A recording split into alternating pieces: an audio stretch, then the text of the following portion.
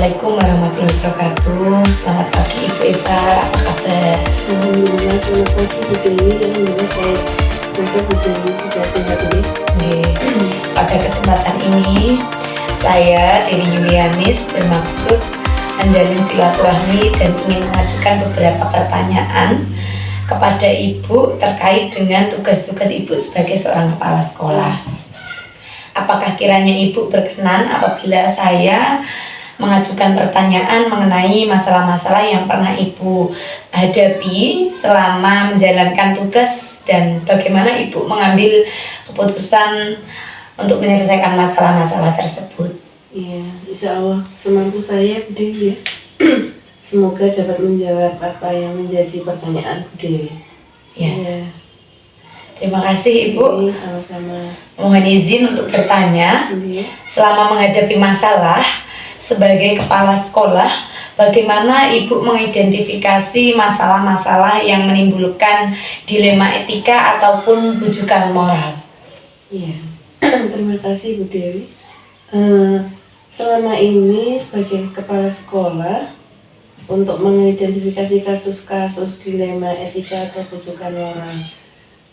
Jadi saya berusaha mengenali nilai-nilai apa yang merupakan dilema etika atau bujukan moral. Karena ini kasus-kasus dilema etika dan bujukan moral ini kan antara benar dan salah nih. Jadi bagaimana kasus-kasus itu dapat memberikan dampak kepada sekolah, otomatis murid-murid. Bagaimana dampaknya? Otomatis saya harus mengenali dulu apakah dua hal yang bertentangan ini akan memberikan dampak yang negatif atau positif, dan tentunya yang terbaik adalah untuk anak-anak. Jadi murid-murid itu yang menjadi tujuan utama dalam setiap kasus yang terjadi. Kemudian sementara itu dulu. Oke. Baik, selama ini bagaimana Ibu menjalankan pengambilan keputusan di sekolah Ibu, terutama untuk masalah-masalah di mana ada dua kepentingan yang sama-sama benar Ibu atau sama-sama mengandung nilai kebajikan? Iya. Kalau sama-sama mengandung nilai kebajikan, tentunya ini akan sangat berat memutuskan. Karena bagaimanapun juga dua hal yang sama benar itu tetap harus kita pilih. Yang pertama memang seperti yang tadi adalah mengenali hal-hal apa yang bertentangan di antara dua hal yang mengandung sama-sama nilai kebajikan. Nah, dua hal yang mengandung nilai kebajikan ini otomatis tetap akan saya pertimbangkan sejauh mana dampaknya bagi sekolah.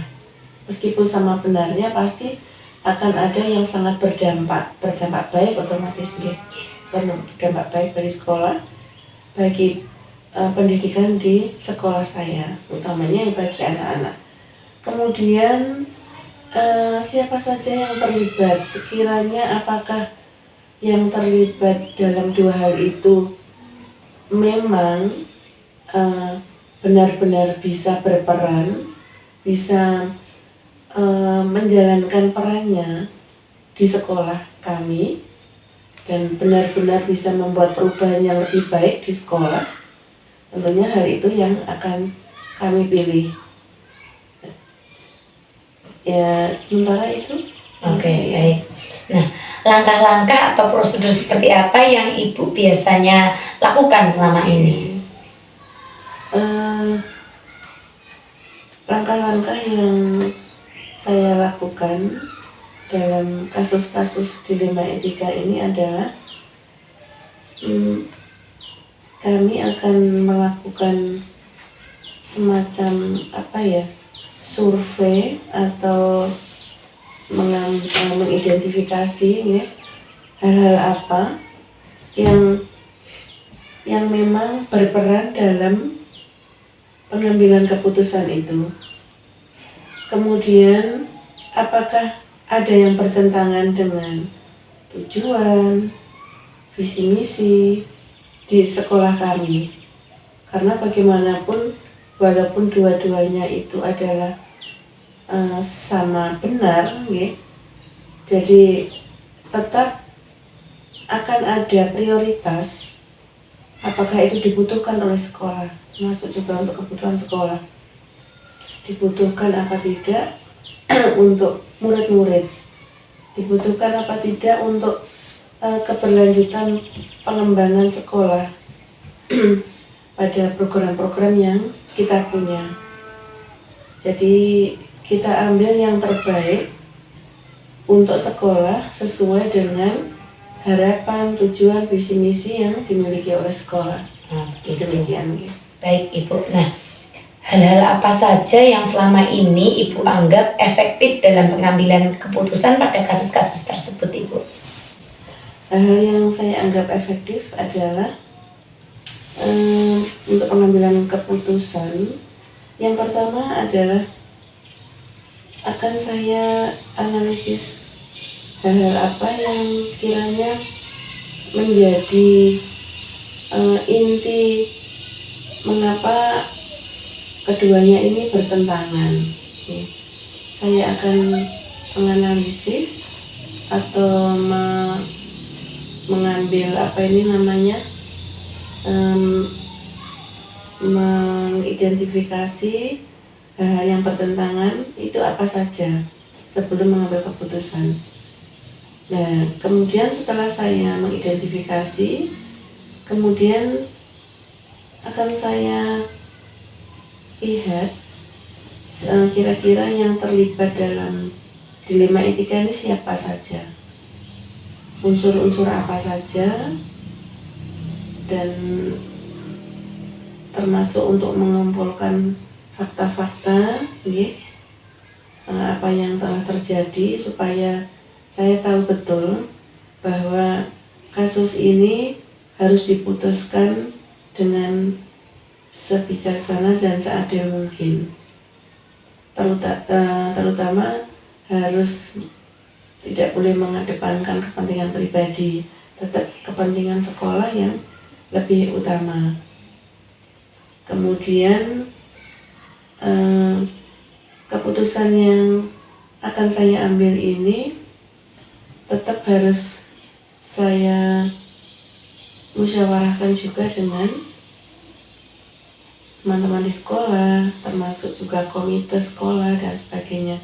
Jadi pada kasus-kasus tertentu memang saya tidak bisa mengambil keputusan sendiri, tetap harus berdasarkan musyawarah. Walaupun nanti keputusan itu juga waktu pemusyawarah itu juga tetap harus saya utarakan hal-hal yang saya dapatkan, termasuk identifikasi masalah yang sudah saya dapatkan tadi. Demikian, Bu. Iya, Bu Eva. Nah, pasti dalam mengambil suatu keputusan, Ibu akan memiliki sebuah tantangan dalam pengambilan keputusan pada kasus-kasus tersebut. Mungkin Ibu bisa menyebutkan tantangan apa yang Ibu hadapi ketika mengambil keputusan tersebut? Ya. Tantangan yang saya hadapi itu pertama jika menyangkut pribadi, artinya ada kepentingan pribadi secara bukan pribadi saya selaku kepala sekolah ya, yang bukan pribadi selaku pribadi, tetapi selaku kepala sekolah dan kepada siapa keputusan ini akan saya ambil. Jadi jangan sampai saya condong untuk membela si A atau si B demikian. Jadi jangan sampai terlihat bahwa saya keputusan itu karena like and dislike. Itu yang sangat saya hindari. Itu ya. Mungkin ada tantangan lain, Ibu? Iya, tantangannya juga termasuk ini. Apabila hal-hal yang terjadi itu adalah sama-sama kita butuhkan, sama-sama dibutuhkan sekolah, sama-sama memang memang itu merupakan cita-cita atau harapan dari sekolah. Otomatis saya harus menentukan mana yang paling penting, yang harus hari ini atau saat ini memang harus itu yang harus kita laksanakan. Jadi ada semacam yang mana yang nomor 1, yang nomor 2, dalam arti memang yang harus kita laksanakan itu pada saat itu adalah ya yang paling penting di antara yang penting. Baik Ibu. Nah, pertanyaan berikutnya ini, apakah Ibu memiliki suatu tata kala atau jadwal tertentu dalam penyelesaian kasus dilema etika tersebut, Ibu? Apakah Ibu langsung menyelesaikan di tempat, atau mungkin Ibu memiliki sebuah jadwal untuk menyelesaikannya? Bentuk atau prosedur seperti apa yang Ibu jalankan selama ini? Kalau jadwal itu tidak, karena karena namanya masalah itu kan tidak pernah kita tahu kapan datangnya ya. Jadi kalau seandainya masalah itu memang harus kita selesaikan pada saat itu dan urgent, penting banget bahwa hari itu, jam itu memang harus kita selesaikan ya, harus kita selesaikan saat itu. Walaupun toh mungkin saat itu harus saya mengambil kebijakan sendiri selaku kepala sekolah tanpa harus bermusyawarah, ya harus kita ambil keputusan saat itu juga. Dan setelahnya saya menginfokan hal-hal yang telah saya putuskan itu kepada teman-teman di sekolah ataupun komite sekolah gitu. Dan walaupun nanti ada yang memang harus kita musyawarahkan, yang tidak harus yang harus diputuskan saat itu juga, pasti itu akan saya jadwalkan kembali kapan harus mengambil keputusan. Intinya sejauh mana hal itu penting harus diputuskan. Demikian. Baik Bu Eva. Nah, Ibu kan selama mengambil keputusan tentunya mungkin adakah seseorang atau faktor-faktor apa yang selama ini mempermudah atau membantu Ibu dalam pengambilan keputusan dalam kasus-kasus dilema etika tersebut? Untuk hal ini tentunya dalam pengambilan keputusan ini ada beberapa panduan yang secara tidak langsung, walaupun itu belum tidak formal banget nih. Kan di sekolah itu kan ada tim ya. Jadi tergantung masalah ini tentang apa. Jadi kalau misalnya itu tentang murid, berarti saya harus berkonsultasi dengan Bapak Ibu di kelas berapa terjadinya masalah itu. Misalnya di kelas 4 berarti misalnya ya. Oh berarti masalah itu akan saya konsultasikan dengan guru kelas 4. Kalau misalnya hal itu terkait dengan keuangan sekolah, berarti saya harus berkonsultasi dengan bendahara. Atau secara umum tentang pengelolaan sekolah, terkait dengan masyarakat dan sebagainya, ada komite sekolah yang bisa saya ajak untuk berkonsultasi. Ya tergantung masalah itu mengenai apa. Berarti bisa kepala sekolah, bisa wali kelas, bisa bendahara, bos, dan juga komite tentunya Ibu ya. Baik, nah dari semua hal yang disampaikan tadi, Ibu, pembelajaran apa yang Ibu petik dari pengambilan keputusan terkait dilema etika? Pembelajaran yang dapat saya petik itu adalah bahwa suatu keputusan itu tidak bisa kita serta-merta akan memutuskan tanpa kita tahu, tanpa kita mengidentifikasi kasus ini seperti apa. Jadi kemudian intinya kita tetap harus mengetahui hal-hal apa sih ini yang bertentangan. Ini bujukan moral atau dilema etika, harus kita mengetahui. Soalnya kadang-kadang memang masalah yang datang itu ketika kita mengidentifikasi kadang-kadang memang jangan kayak tidak sesuai dengan apa yang terjadi. Jadi kita harus tahu betul-betul, tidak hanya diberitahu secara lisan tanpa mengetahui kebenarannya. Yang pasti harus itu, okay? Kemudian apakah ini melibatkan sekolah secara langsung, melibatkan bapak ibu guru. Jadi keterlibatan itu, yang terlibat itu siapa saja harus kita tahu, supaya kita juga dapat menentukan keputusan yang terbaik. Terus fakta-fakta yang ada itu kita juga harus tahu benar, bukan dari kata orang, tetapi harus ada bukti-bukti yang mendukung. Dan yang pasti kita harus tahu betul ini yang salah dan ini yang benar. Akhirnya kan kalau kita sudah identifikasi, kita akan bisa mengerucutkan masalah itu, sehingga ketika kita tahu, kita dapat memutuskan hal-hal itu dengan benar. Demikian sementara.